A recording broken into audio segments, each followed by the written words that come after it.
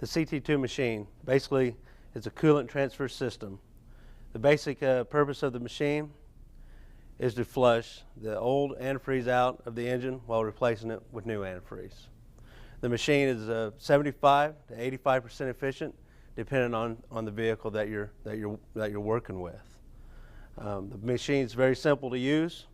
It utilizes a 12-volt pump. 12-volt pump basically runs right off the vehicle's battery. We've got an adapter. The adapter we hook up to the upper radiator hose. Basically what we do is we take the upper radiator hose and we put one side of the radiator hose on this side, put the other side to the radiator, use the clamps on the vehicle, basically put the adapter right on the vehicle. After we get the vehicle hooked up to, or the adapter hooked up to the vehicle, basically what we do, we got a new and a used fluid hose, Basically we'll hook it up to our adapter. What we want to do is we want to put our new fluid hose pumping towards the back side of the thermostat of the vehicle.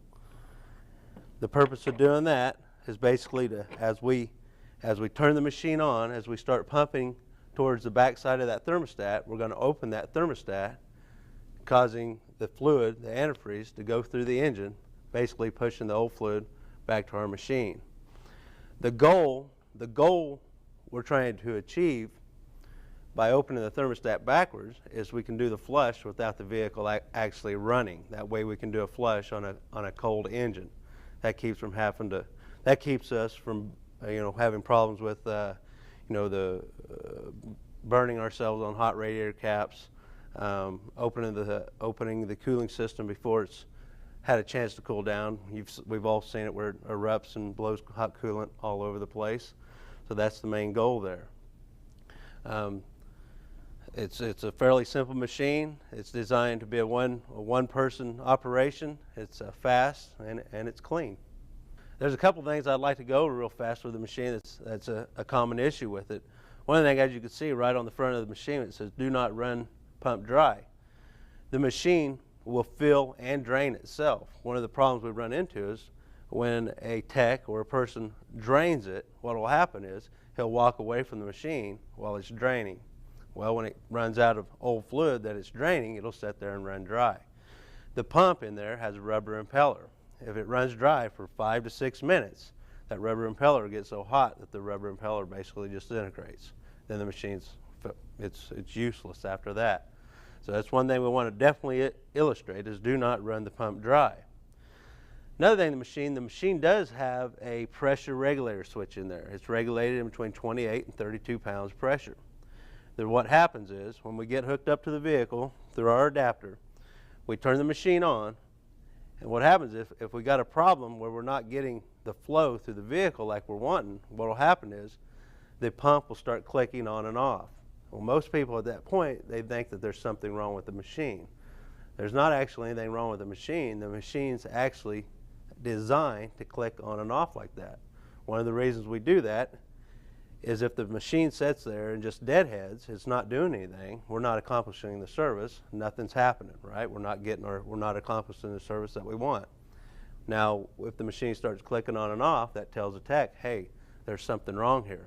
Also, the machine's sitting there clicking on and off, it keeps the pump from deadheading. One of the problems is if the pump's sitting there deadheading, what it does is just overheats and just burns itself up.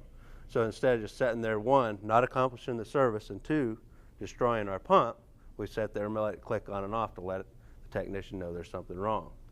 Usual problems there is one, we've got the hoses hooked up backwards. Earlier we talked about putting the new fluid hose going towards the back side of the thermostat. The reason we want to go through the back side of the thermostat, that way we'll open it up. If we try to go the other way on the thermostat, it'll just push the thermostat closed and it won't open up, and it's going to get into a deadhead situation, start clicking on and off. That's the number one reason why we'd get into a deadhead situation. Another reason is pretty simple. We just don't get one of our quick connects on all the way, and it's just sitting there, just deadheading against itself. So that's pretty common. One of the things we try to illustrate or do with all of our machines, especially the CT2, is make it to where it be a one-person operation. We want it to be We want it to be fast, we want it to be clean, and we want it to be simple. The CT2 basically has one ball valve on it. Basically the ball valve just turns to our new fluid or our used fluid side. And then we got one switch. The switch basically turns the pump going one direction or going the other direction, depending on where we're at in the service, what we're wanting to get done. To start the CT2 service, the first thing what we need to do is the machine's a 12 volt powered by 12 volts. We got to hook it up to a 12 volt power source. The machine has power leads coming out of the back of it. Most people just hook it up to the vehicle that they're doing the service on. Next thing what we want to do is we want to evacuate all the old fluid out of the overflow tank of the vehicle.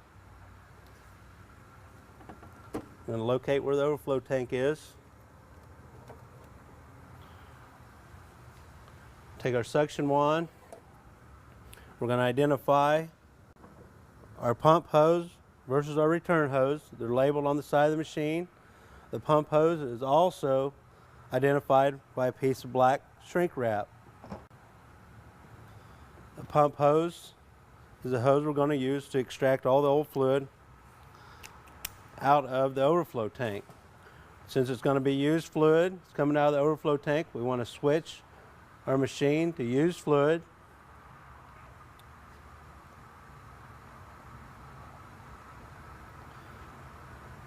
I'm going to stick our suction wand into the overflow tank. We want to turn our switch to remove from vehicle.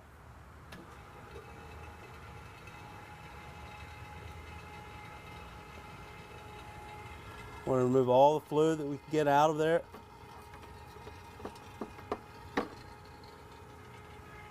Back and turn our machine off. Next thing what we want to do is we want to remove enough antifreeze out of the radiator so that we can hook up our cross flow adapter to the upper radiator hose without making a mess. So the first thing we need to do, remove our radiator cap. Once again, take our suction wand, put it down in the radiator.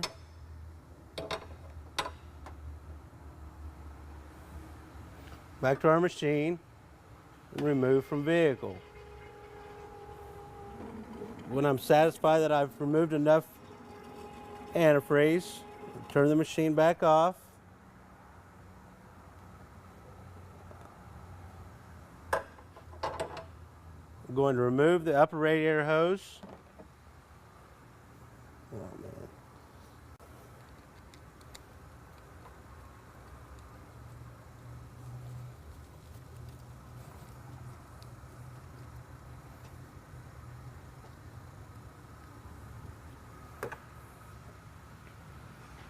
Get my cross flow, my upper radiator hose cross flow adapter out of the machine. There are six different size adapters that comes with the machine. That'll fit most radiator hoses on most vehicles. We've established which one we need for this vehicle.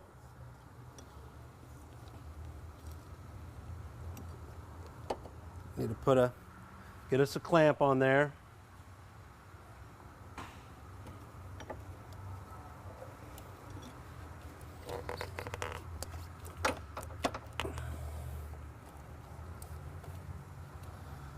Need to tighten our clamp.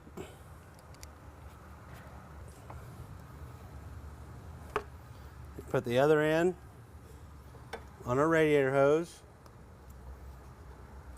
Once again, tighten our clamp. And we've got our upper radiator hose cross flow adapter hooked to the vehicle. What we want to do this time, we want to make sure that our ball valve's open. Because what we're going to do, we're going to put our flush into the radiator, start the vehicle, and allow the flush to do its job. I'm going to remove our suction wand.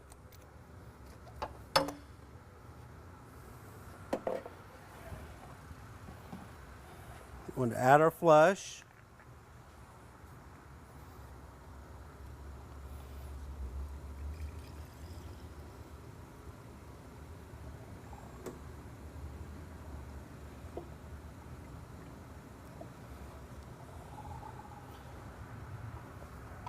We'll put the radiator cap back on. Once again, we want to make sure that our ball valves open on our upper radiator hose cross flow adapter, so when we start the vehicle, the coolant is allowed to circulate through the cross flow adapter. Next, we're going to start the vehicle.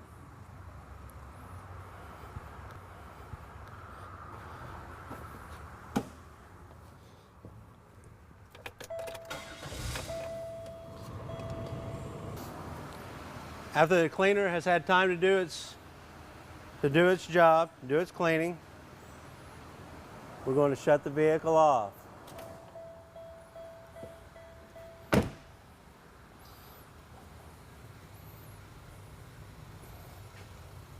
At this point, this is what makes the CT2 as nice a machine as it is, because we can go ahead and do the flush without having to have the vehicle running. What we're going to do is we're going to go ahead and hook our service wands or our service hoses up to the vehicle. Our pump hose, we're going to want to go towards the back side of the thermostat. This is what's going to allow us to do the service with the This is what's going to allow us to do the service with the engine turned off. We're going to push pressurized fluid to the back side of the thermostat, which is going to push the thermostat open, allowing the coolant to go through the cooling system, through the engine, back down through the radiator, back up through the radiator, back through our used hose,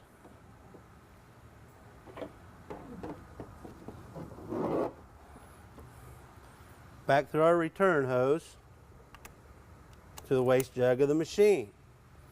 Now to do this, we're going to have to make sure we got our ball valve turned off.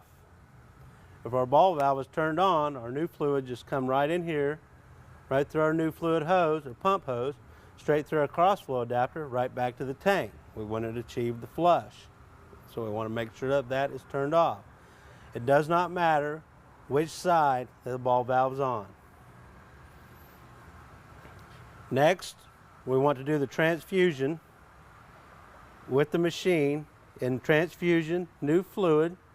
So we want to switch our ball valve to transfusion, and we want to switch our switch to transfusion. As we can see, the new fluids coming in the new fluid hose, and the used fluids coming out the pump hose. We know the service is complete by two ways. Either one, we've got a predetermined amount of fluid that we're going to run through the vehicle. When that amount of fluid is run through the vehicle, we're going to stop the service. Second, we can watch the two hoses, the new fluid hose and the used fluid hose, and when them two get to be the same color, we know we've done a good service.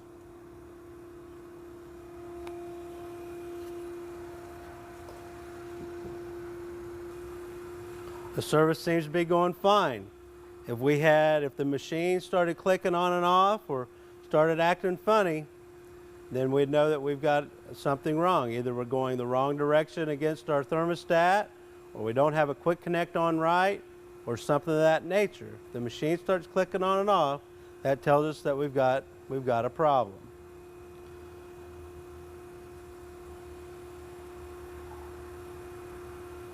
If the machine does start clicking on and off, first thing we want to check is to make sure we're flowing the right direction through the cooling system.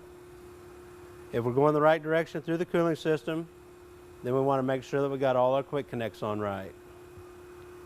We're going to run a predetermined amount of fluid through this vehicle. We've also know we've done a good service because both our new and used fluid hoses have turned the same color. When we're satisfied the service is complete, we'll shut the machine off. Go ahead and disconnect from the vehicle.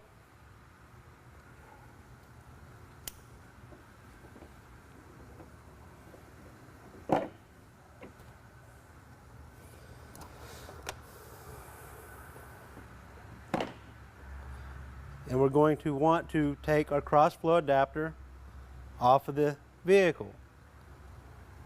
Open my ball valve.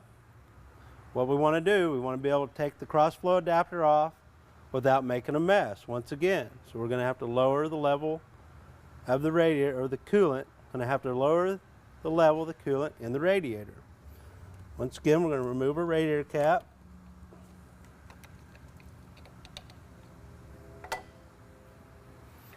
We're going to take our pump hose,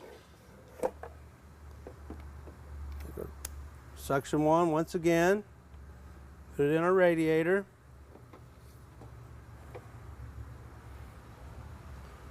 We're going to be pulling new coolant out because we've just put all new coolant into the vehicle. So we're going to leave our ball valve on, new fluid. We go remove from vehicle.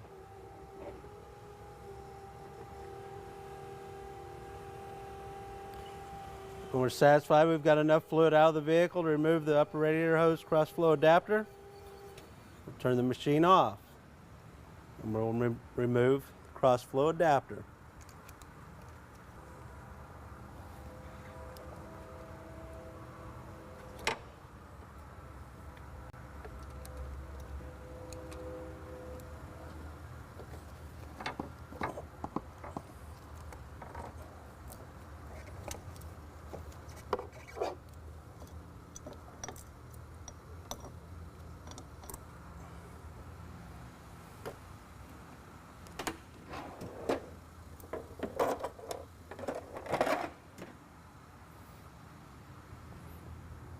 Put our upper radiator hose back on. At this point, we're going to add our conditioner. It'll be our super cool.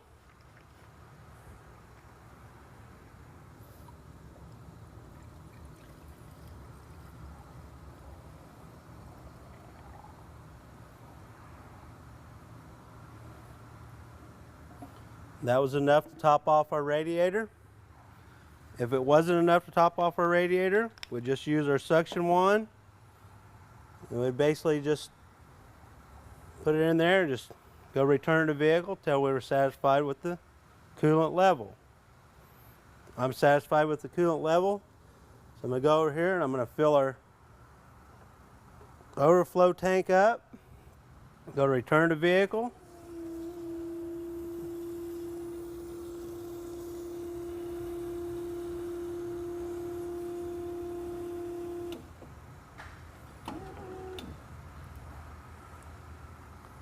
Return that cap.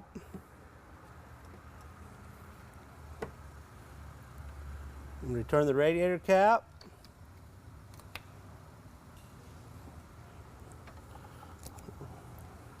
Remove all my connections from the machine. Remove my leads. I'm going to start the vehicle, make sure I don't have any leaks. The service is complete.